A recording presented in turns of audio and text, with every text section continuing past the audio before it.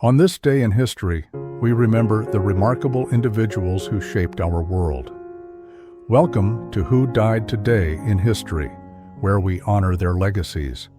From artists to leaders, their impact lives on. If you find their stories meaningful, like, subscribe, and hit the bell to stay connected. Little Richard, born Richard Wayne Penniman, passed away on May 9, 2020, at the age of 87 from bone cancer. His death was natural and came after years of declining health. Known as one of the founding fathers of rock and roll, Little Richard's flamboyant style, frenetic piano playing, and electrifying voice helped shape the genre into a cultural force that transcended race and class during the mid-20th century. His passing marked not only the end of a musical era, but also the silencing of a voice that had challenged and redefined American music and identity. In the 1950s, America was a nation grappling with segregation and a cultural divide. Little Richard's music burst onto the scene as an audacious challenge to the status quo. Hits like Tutti Frutti and Long Tall Sally combined gospel fervor with boogie-woogie energy, thrilling both black and white audiences. His style, bold, androgynous, and unapologetic, defied conservative expectations and paved the way for countless artists, from James Brown to Prince. His death, therefore, was more than the loss of a performer. It was the farewell to a trailblazer whose life was a continuous negotiation with identity, faith, and fame. The immediate reaction to his death included tributes from major artists and institutions acknowledging his foundational role in modern music. Though Little Richard had at times struggled for recognition, his legacy often overshadowed by those he influenced, his passing sparked a reappraisal of his towering impact. Posthumously, his contributions have been further cemented in documentaries, retrospectives, and music history discussions. Little Richard's death underscores a central truth about mortality and legacy. While the body fades, the reverberations of one's work can echo indefinitely. His vibrant performances and boundary-breaking persona continue to inspire and educate. Through museum exhibits, biographical works, and continued airplay of his hits, he remains immortal in the cultural imagination. In reflecting on Little Richard's life and death, we are reminded of the power of authenticity in an age of conformity and the courage it takes to be oneself against all odds. His story illustrates how memory and music intertwine, offering immortality to those bold enough to change the rhythm of history. Jaclyn Zeman, beloved by millions as Nurse Bobbie Spencer on the long-running soap opera General Hospital, passed away on May 9, 2023, at the age of 70 after a short battle with cancer. Her death was natural, though it came as a shock to fans and colleagues, as her illness had not been widely publicized. Zeman's passing was not only a personal loss to her family and the entertainment industry, but also a symbolic moment for daytime television, a genre facing increasing challenges in the digital era. Zeman rose to prominence in the 1970s, when soap operas were a dominant force in American households, especially among women. Her role on General Hospital for over 45 years spanned a transformative period in television, when serialized drama shifted from moralistic melodramas to more complex, socially reflective narratives. In portraying Bobbie Spencer, a character with a troubled past who evolved into a moral center, Zeman helped redefine what female characters could represent: resilience, redemption, and depth. Her death reflected a generational shift. It marked the fading presence of a golden era of soap operas, once staples of daytime TV, now struggling against streaming content and declining viewership.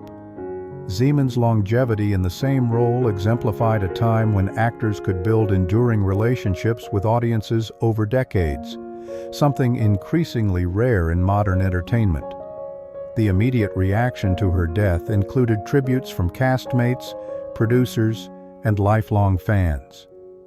General Hospital aired an emotional tribute episode, and many shared stories of Zeman's warmth, professionalism, and dedication. Her passing prompted both nostalgia and reflection on the importance of television as a communal and emotional touchstone in American culture. Zeman's death also revealed how deeply audiences connect with figures who become fixtures in their daily lives. As with many actors in long-running roles, she transcended performance to become part of viewers' personal histories. Her legacy lives on through reruns, archives, and the indelible impact she left on the soap opera genre. In remembering Jaclyn Zeman, we are reminded of how art can bridge the intimate and the collective, and how characters, crafted with care and lived with authenticity, can become immortal. Through screen, memory, and tribute, Zeman remains a gentle echo in the hearts of those she touched. Freddy Starr, a larger-than-life figure in British comedy and entertainment, died of natural causes on May 9, 2019, at the age of 76. Found in his apartment in Mijas, Spain, Starr had been living in relative seclusion during the final years of his life, a sharp contrast to his peak in the 1970s and 1980s, when he dominated UK television with unpredictable humor and wild antics.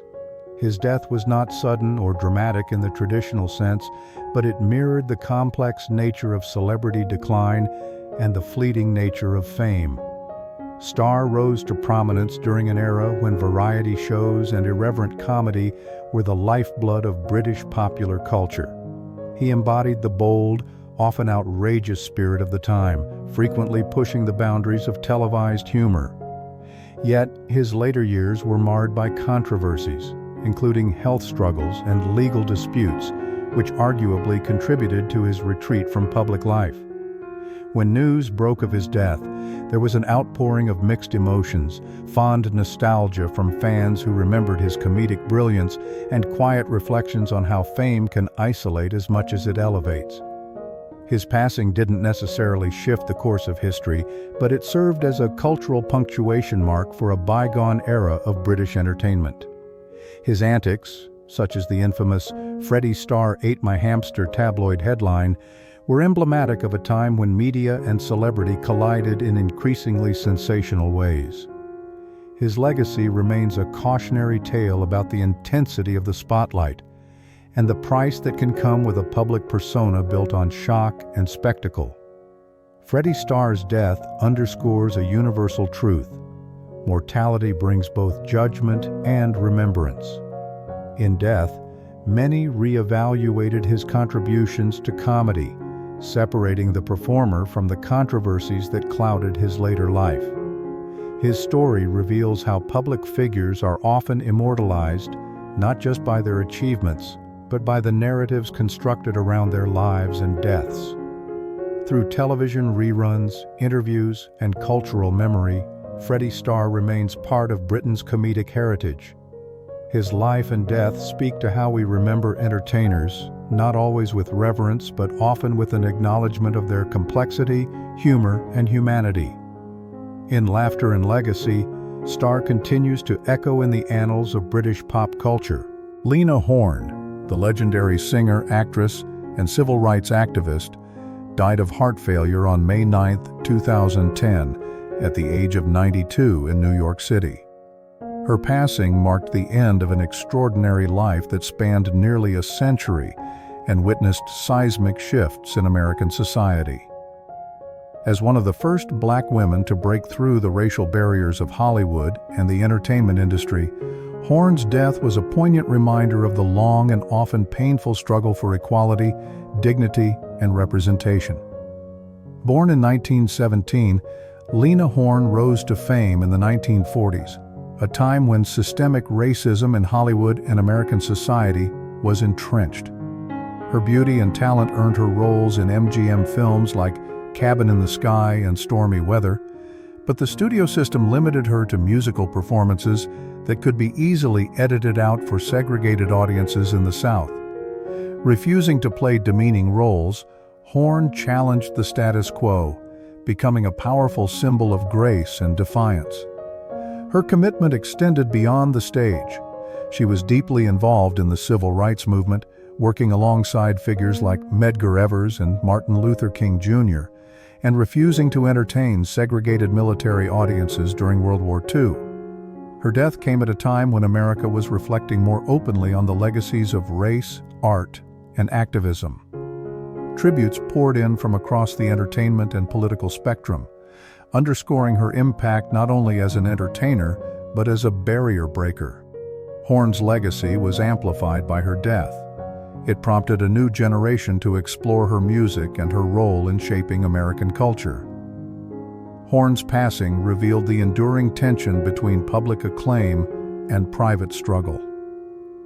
As a woman who navigated fame while confronting racism and sexism, her story is emblematic of 20th century America's conflicting ideals of liberty and prejudice.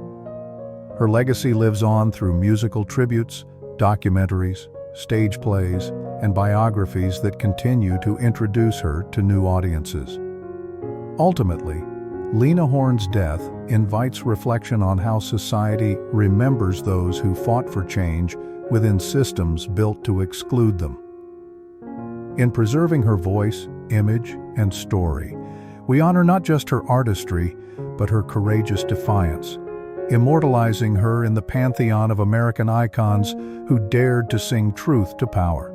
Heather Armstrong, known widely as the pioneering queen of mommy bloggers, died by suicide on May 9, 2023, at the age of 47. Her death was a deeply personal and public tragedy, emblematic of both the incredible influence and profound pressures of the digital age.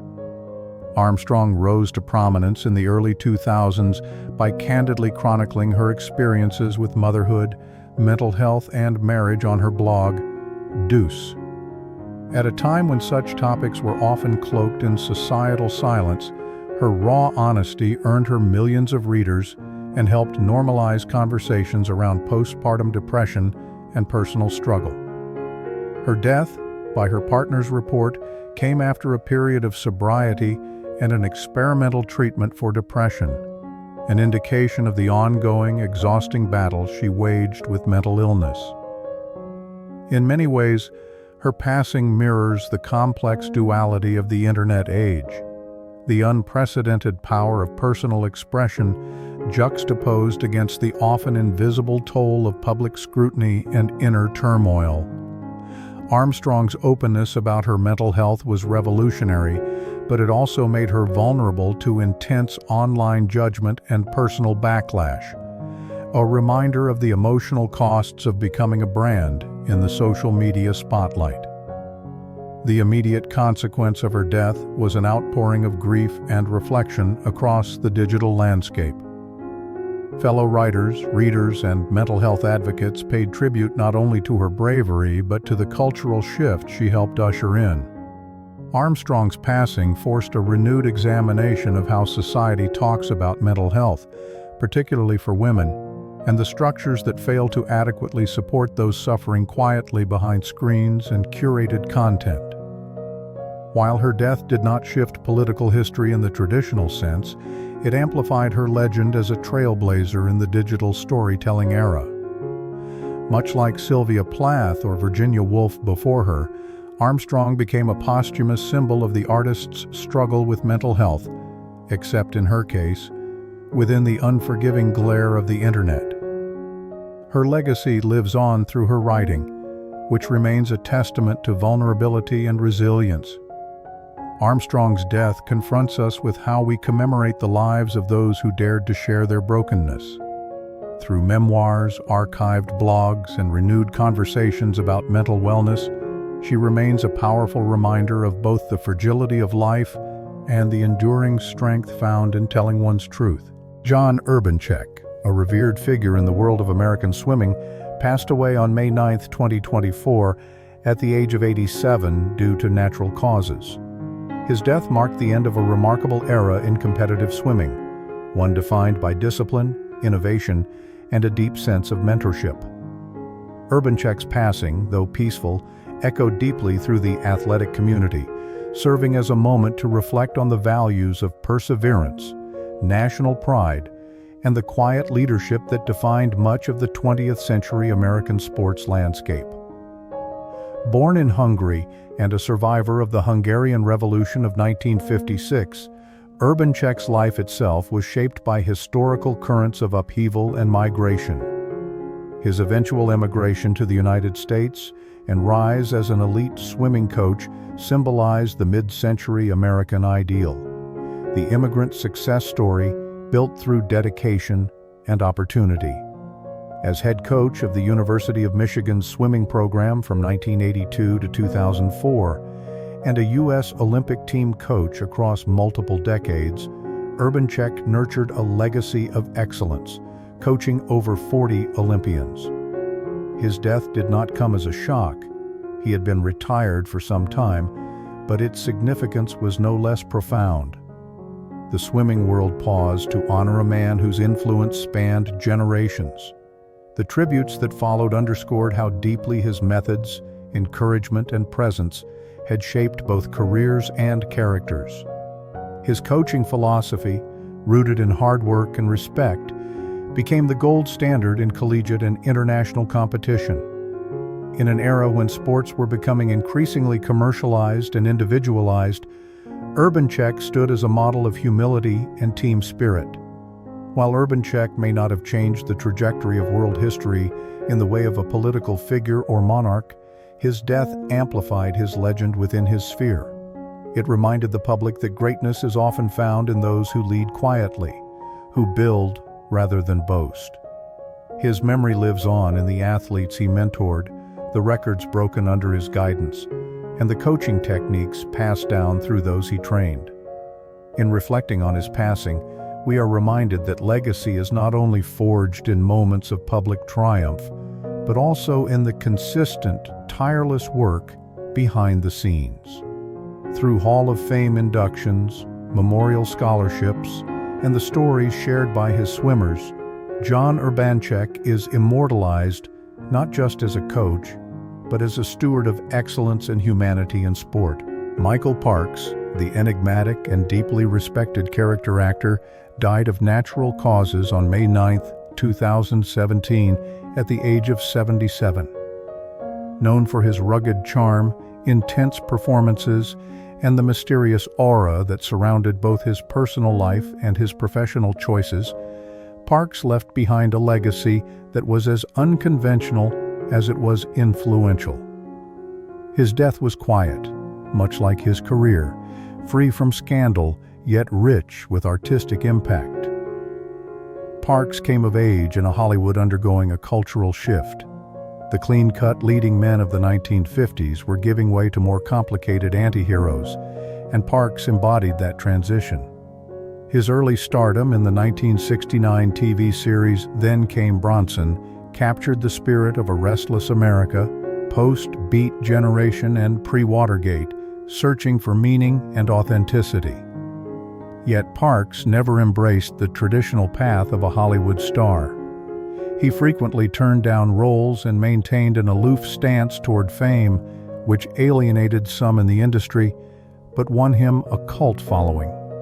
His death came at a time when many of his more recent collaborators, including Quentin Tarantino and Kevin Smith, were still actively reshaping American cinema. Parks had become a go-to performer for these directors, known for his intense monologues and emotionally complex villains such as the twisted preacher in Red State or the lawman in Kill Bill.